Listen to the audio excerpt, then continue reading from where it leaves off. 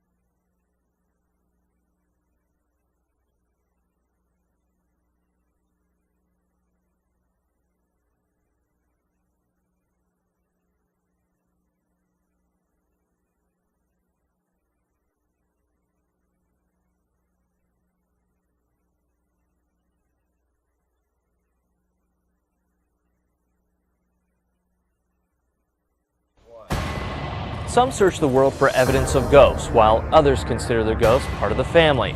Both agree that working with the dead isn't so bad. Rising out of the blooming cotton and tucked behind sprawling fields of sugarcane, Lloyd Hall Plantation is still home to the Fitzgeralds. Melinda Anderson moved here with her sisters when she was just 4 years old. Our quality of life here is fabulous.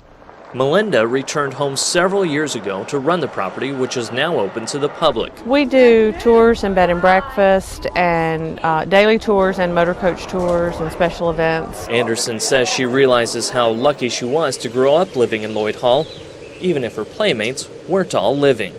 Our oldest daughter came in from school, and I heard she and Melinda talking about the fact of, well, what had they done that day? What had Harry said? Where had Harry gone? I finally couldn't stand it. I said, "Who is Harry?" They all turned and looked at me like I'd grown a second head and said, "Mama, Harry is our ghost. He lives up on the 3rd floor and plays with us." We described him and that he was wearing a blue uniform. As we spoke with the local folks, they said, "Oh yes, there's a young Union soldier. His name is Henry." And some folks do call him Harry, so the girls began calling him Harry Henry. I never really thought it weird. I mean, it was just, children don't question much unless you're telling them no about something. And at midnight, when the moon is full, Harry comes back by visiting the upstairs balcony and playing the violin. Encounters with the spirit world at Lloyd Hall Plantation aren't reserved for children. Beulah Davis has worked at the property for more than 30 years. And in that time, she has had more than her share of supernatural experiences. I would hear footsteps. Doors would open and close. I would hear like people talking in a low whisper. And when I would go and look, and I didn't find anything, I just chalked it up to my imagination for a long time. And I would see somebody standing in the room. Sometimes it would be a woman, sometimes it would be a man. But the strangest experience I've had in all the years I've worked here, I'll never forget that day. From out of the blue, upstairs, my name was called very clear, just echoed all over the house. Beulah! Couldn't imagine who was calling me upstairs, because at the time everybody was gone for the day, and it just took me a long time to go upstairs to look, but I didn't find anything. Davis, like many other, attributes her otherworldly encounters to one of the 4 ghosts believed to haunt Lloyd Hall Plantation. I'd rather deal with them than to deal with a human, because at least I know the ghosts won't hurt me. They might frighten me or spook me a little bit, but I came to be very comfortable with them. But it definitely had a good history that we liked. Paranormal investigator Chris Stevens discovered Lloyd Hall while looking for a location for MTV's reality show Fear. I like the murderous history of this place. That's always a plus for us. Although the producers of that program decided on a different location, Lloyd Hall and its bloody past intrigued Stevens, who has been ghost hunting for about a decade. And it's the search for answers that drives this investigator. I want to understand what's going on better. I think there's a scientific explanation that I'm going to eventually be able to prove. Stevens says her interest in ghosts has been lifelong, growing up in what she describes as a very haunted home. And now she has made a career looking for what some say doesn't even exist. What is a ghost and how do we study them? We go deeper into the anatomy of a ghost hunt when Unexplained Haunts 3 returns.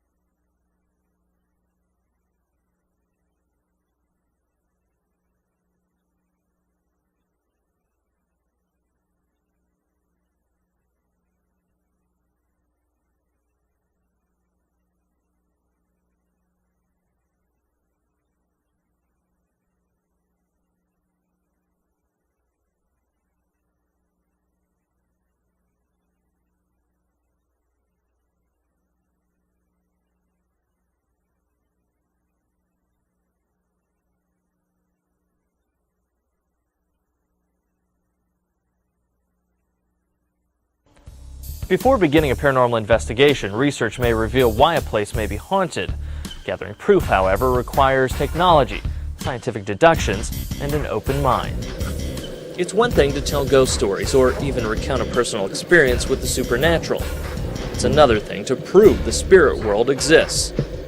Chris Stevens, a professional paranormal investigator, looks the world over for evidence of ghosts, including our investigation at Lloyd Hall.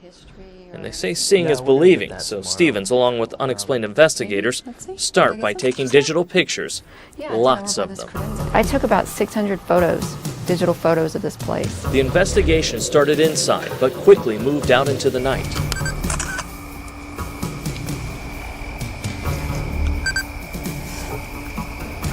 We're chasing it. Whoever it is like, leave me alone. Stevens thinks she's spotted a ghost, which is apparently camera shy, trying to evade detection. But some orbs are clearly present in these pictures. Orbs are controversial. People get this phenomenon, we call them orbs, they're round images in photographs. And, you know, it could be anything. It can be moisture, it can be that the camera's picking up, it can be dust, it can be flares off of a reflection from the flash. However, in a small percentage of cases, we get orbs that we cannot explain. And if you investigate consistently, you will see in haunted places, you will get orbs in photographs and in video. And it's like round balls of some type of energy that we can't explain yet, that the ghost seems to be able to manifest as the most easily. As the night and our investigation goes on, the orbs go from few and far between to numerous, sometimes more than we can count.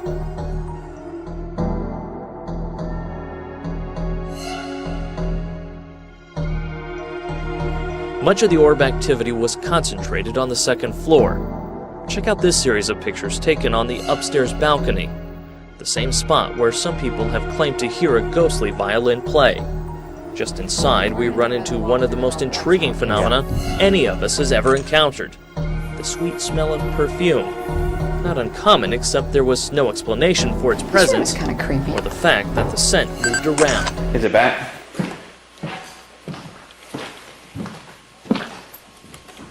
Oh yeah. What is that? It's like a... I've smelled that before. I too, but I can't place it. It's like a Chloe or something like that? Let me tell these guys that I'm stopping. There's something very floral in here. I smell powdery. It smells...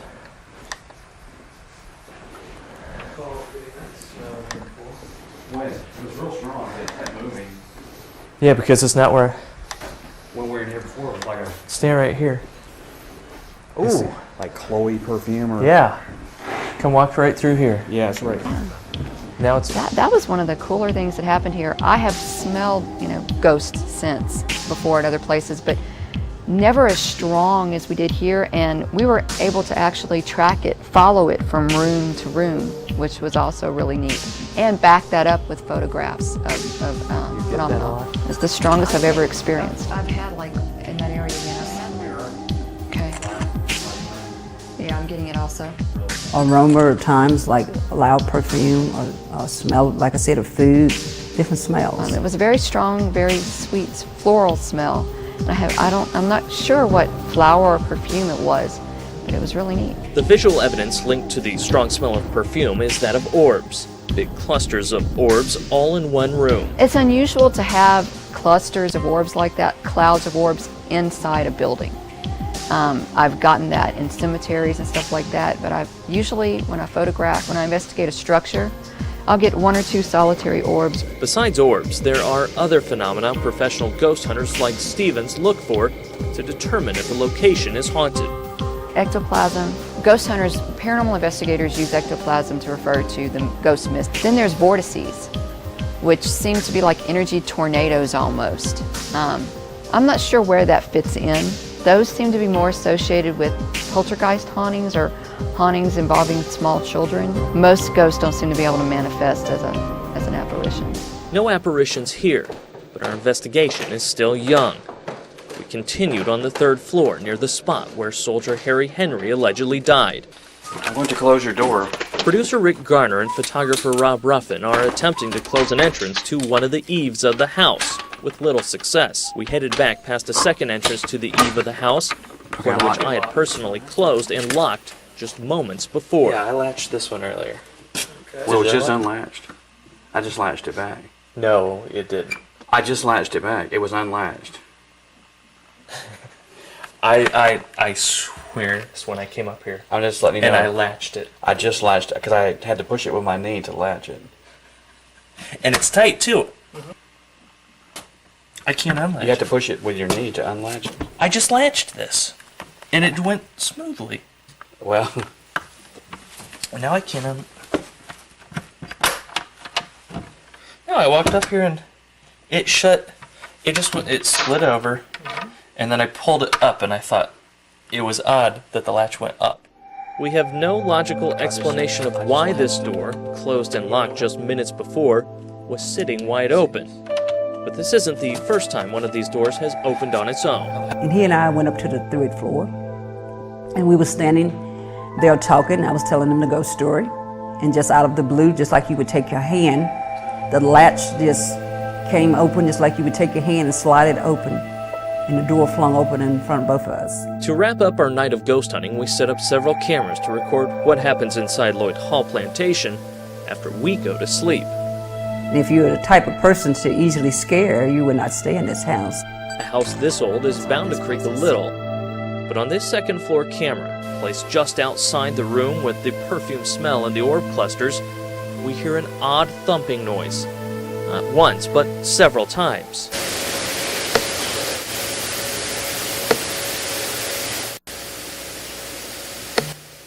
It's the same thumping noise our equipment has recorded at numerous haunted locations.